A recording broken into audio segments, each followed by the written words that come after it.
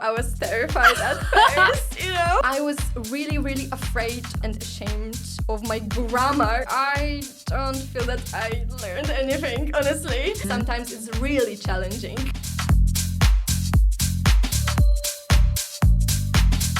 Welcome to the next episode of our podcast, AKN, Ask, Know and Nurture. And today our guest is Amelia, a very, very special person in AKN because of her, I don't know how many roles. It's a lot. So Amelia has been with us for less than 2 years. I remember that one of the first occasions that she was working with us was our AKN day in March 2024, right? Yes, exactly. Exactly. And that was a role that...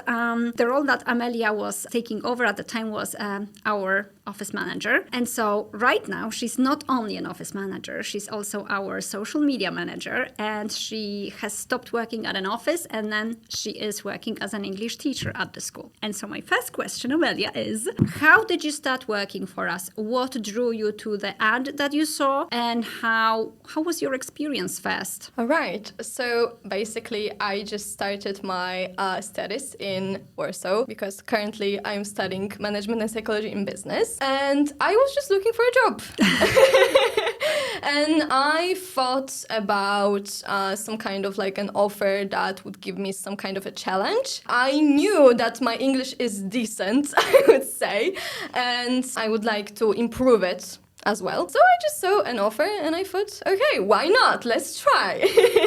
Excellent. And let me just say to everyone that what we put in that offer is something that there is no translation of into English. It's called ogarniacz. This is exactly what we were looking for. And Amelia was exactly this person. So the job offer we've placed on the internet included this as like a must-have. And so after the very first meeting that Marta had with you, she said to me, we just have to work with this girl because she's amazing. And so you started as an office manager. And can you tell me a bit about like your development in that area? Like what did you like about this job? What did your duties involve? How did that develop you? Okay, so first of all, my English skills developed a lot because of the fact that I was using English every day, all the time. I was actually quite surprised, because I wasn't used to using English every day in some kind of like natural environment and also in some kind of like natural language, natural way. I had to learn it. That was challenging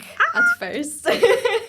But it was really, really, really developing, Even my family was laughing at it. My dad told me once that, oh my God, it's like you are working at an international company, but in Poland. So it was one of the things that, were the most, I would say, the best things. Excellent. I'm so glad to hear it. And I had many, many different challenging tasks, as you mentioned before. I had to manage our events. Sometimes I had to prepare everything. I had to deal with all of the new students, upcoming students, also with all of the schedules, etc. So I wasn't bored. I remember. I wasn't bored at all. And I loved it. I really loved it because I think that I'm a person who just gets bored very easily. So I just, things that are changing, things that are just some kind of like... They develop you. Yeah, and they develop they keep me. you going. Yeah, it keeps me going. Yeah, Excellent. Exactly. So we share this trait. I'm exactly the same way, right? Excellent, lovely. I must say that you have proved to be just the right person for very different activities. And so soon after you started teaching, I knew exactly that all you needed was a bit of time and then just prompting you towards teaching, and that would be it. And so a while after you have been with us, we talked about you becoming a teacher. And do you remember what you first thought about it? Did you think right away that it was something you wanted to do? No, I was terrified at first, because I was really, really afraid and ashamed of my grammar at some point. Really? Yes, I was so stressed. I was so stressed that I won't be able to explain it to other people. I see. And I would even say that I wasn't a patient person at all. With yourself or with others? Yes, with people. Really? And, yes, and teaching. And teaching kids, especially, like pushed me like out of my comfort zone and out of my, patience way of, just like talking with people, etc., etc. So yeah, so I think that it was challenging for me, and I was really stressed, and I had to prove to myself that I know English. Would allow you to Would allow me to actually teach others. I can say also one more thing about one of my teachers. Actually, before I starting working here at AKN, I didn't have any experience with additional classes, like additional classes of English. You only learn English at school? I would say also that I'm a self-learner because I loved English since I remember, since I was a child. I didn't know that. Mean, when I was 12, when I was even younger, I would say, I was listening to so many English songs, and I was translating their lyrics one by one because I wanted to know what my favorite artists are singing about. Wow. So I was singing a lot. I was listening to a lot of different, songs, accents, etc. And I was immersing myself with a language like a lot because I love the sound of it. I actually have the same thing now with Spanish. Really? Yes. I love the sound of Spanish. I love Spanish music. I love it. So I think that I should learn Spanish, actually. Oh my gosh, you have to join us! Yeah, I know that you are like doing some kind of like, group classes. Yeah. And it's like, yeah. You have to. But have you had any like formal, I don't know, bases like at school? You've learned on your own? I had some classes at the university, but I would say that they weren't really effective for me, and I don't feel that I learned anything, honestly. So you see, I have to ask them, because a lot of people say exactly the same thing. How are classes at school not effective? Like, what happened? When you are learning in a big group and there are like a lot of different people who knows the language on a higher or lower level, even if it's just like some kind of like beginners class, there's still some kind of people who knows it, for example, from, series, just like from apps, learning apps. They're just like doing some kind of stuff. And for me, for example, I didn't know the language before, like any basics. I see. And like our teacher was trying to push us too much with the vocabulary, with everything at once, and I couldn't manage like encourage myself to start learning like regularly because it was just all too much. And I just decided to, okay, I will learn, I will pass, and I will forget because I couldn't focus on it. I didn't have also like much time to also do some kind of things on my own. Yeah. And that was problematic. Sure. And she just, because of her personality and her like pushing us too much, it wasn't motivating at all. I didn't have the motivation from her. And I just felt that like overwhelmed a little bit. Look how much this matters. Yeah, it matters a lot. And here you are right now loving Spanish. Oh my gosh! Yeah. Oh my gosh! I had no idea. Okay, we have to talk about it later, and we have to place you in one of the groups. That's it. Exactly. That's it. Okay, so coming back to teaching, you first started teaching kids. Yes. And I remember you were taking some of the kids from Mariana, our native speaker that had left, and filling her shoes was not easy because Mariana was amazing. She was loved by everybody. You came along, and I even remember some parents said, "Oh, could we please just try one lesson, and then we will see." And I remember after one lesson, well, girls are amazed. They want to continue with Amelia. So how was it for you? How difficult was it to get ready for those first classes? It was really difficult because I didn't have much experience with it. I was I was teaching maths my younger brothers, but that was all. Okay. So yeah, it was really difficult to, to prepare myself to interact with the student, to try to deal with all the preparation of tasks, homework, etc. And, every student is different. Yeah, that is very important. So I just had to get to know how to, manage them, how to prepare everything, how to encourage them, make them speak, especially the kids, sometimes it's really challenging I can to make them imagine. speak English. Absolutely. So now what do you think helps you most? Do you think it's your personality, it's your openness, it's your energy? What is it? What elements help you? And was there anything that maybe you have learned during the office manager career, or maybe from your studies, from your life, family life, whatever? You said that you were teaching your younger brother. What really helped you most? What do you think? I think that my organizational skills Oh, yeah. were You've got great ones. helpful. Definitely. And my creativity, I would also say, because, sometimes you really have to be creative with, changing, adapting the tasks into True. different students, etc., etc. I feel that I am empathetic. And I can really feel the emotion of the students. I just see it when doesn't want to talk about something, about like they don't want to continue the task, etc., etc. So I just try to make them feel comfortable, make this, positive atmosphere, create this atmosphere, and just like comfortable place for them to open up and just talk to me. So yeah. All right, brilliant. And now, before you started teaching, I remember you observed some teachers from our school, right? And we always say that everybody needs to have their own style. Of course, we all prepare Google Docs and stuff, but basically everybody creates their own style. And so do you think that you got to the point by now that you have your own style of teaching? Or do you think that you are inspired by some particular teachers you've seen? That's a tough question. I think that I was inspired a lot. Actually, some teachers still inspires me. Like I would say my teacher, Ola, who also works at AKN, was very, very inspiring for me.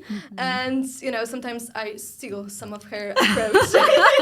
Excellent. I will be honest with you. So yeah, and also like some kind of like methods that I have seen on our workshop, for example. I don't have much experience, so I'm just still trying to find my style and my way of, dealing with everything around teaching. So I wouldn't say that I have it yet. I think that I'm still looking for it. I'm still developing a lot in this area. Great. I wanted to ask also because when I look back at my, teaching now comparing to 5, 10, 15 and 20 years ago, I would say it's like completely different than it was, So I'm wondering if we can actually say that our style can stay with us forever. Maybe there are certain elements that I still, let's say, use. But if I think about those lessons and their content, it changes a lot, So I'm just wondering about the style, That's why I was curious. Okay, so now you've started with kids, and then soon after with adults. How does that compare? Do you see a huge difference between teaching kids and adults? Yes. I see a huge difference. For example, with homeworks. Kids are not very eager to do homeworks. They have a lots of homework from, their school. And when it comes to students, when it comes to my ambitious students, they love homeworks. Okay. They love, doing additional tasks, reading, listening, podcasts, etc. Like they are doing everything with such an energy and willingness. Like I'm quite surprised, really. You're talking about adults. Yeah, I'm talking about adults, exactly. Brilliant. So yeah, so I had to, really develop my way of preparing homework. For example. Great. Yes, because when it comes to kids, they are not that eager. Sometimes they just, lose it. That is so true. Yes, or they forget about it. So sometimes I don't feel that it is even worth to, prepare them like brilliant homeworks if they don't even do it. Sure. Yeah. So true. Yeah, exactly. You just lose motivation if it doesn't work. Yeah, but that's kids. Kids have like motivation from their parents, I suppose, and adults do it for themselves. So that's just it. Okay, you are known for being lively, organized, and very communicative. And these traits are actually useful everywhere. right? In every role that you have. Yeah. Do you think it's more useful for you to teach adults or kids? Oh, that's a tough question. Maybe for kids, because I think that sometimes at school they met teachers that are not really, lively and happy, positive and energetic. I mean, it depends. It depends. So sometimes they appreciate more when they see like a young, energetic teacher. Yeah. Yes. That is so true, actually. Yeah, You're right. I could really see it in my classes. And when it comes to adults, I think they also appreciate it a lot. I mean, when you see a student that, for example, comes to the class upset or just like someone feels low, had a bad day, and they are leaving the class smiling and full of energy, then you see that you are just some kind of like, Exactly. sharing the energy with them. So yeah. Helpful. Yeah, helpful. helpful. Exactly. And now, is there any part of teaching that you enjoy more than anything else? I think the part when I see a student who is opening up to me. Okay. And when I see also their progress, when I see that they use some kind of like a grammar structure that we learned or a word that we learned, it's very motivating and yeah. So this and also like this part that when they are opening up to me, when I see that they are just like, also like stepping out from their comfort zone and they are more eager to discuss with me, they are more eager to try out new things when speaking, when doing tasks. They are asking more questions. So this means they actually trust you. That's what I always say, like in the classroom, you as a teacher are the boss, and you're the boss that is not a boss that tells you what to do, but a boss that somebody trusts. And whatever you tell them to do, they will do just because they trust you. And so I guess that your energy and everything around it helps you a lot with gaining that trust, yes, from a lot of people. Okay, what do you think students should do in order to learn English? Now you've got plenty of experience on your own, and you have also been observing kids and adults. So what is it that they should do in order to succeed? Be regular. Yes, be regular. Regular with homework or with coming to classes or? With everything, I would say. I mean, when you are showing up but you are not doing homeworks, sometimes the progress is just slower, right? Yeah. Sometimes, usually. Exactly. It is slower. So you should really find motivation like inside of you, and you should really open up to the language, and you need to like it.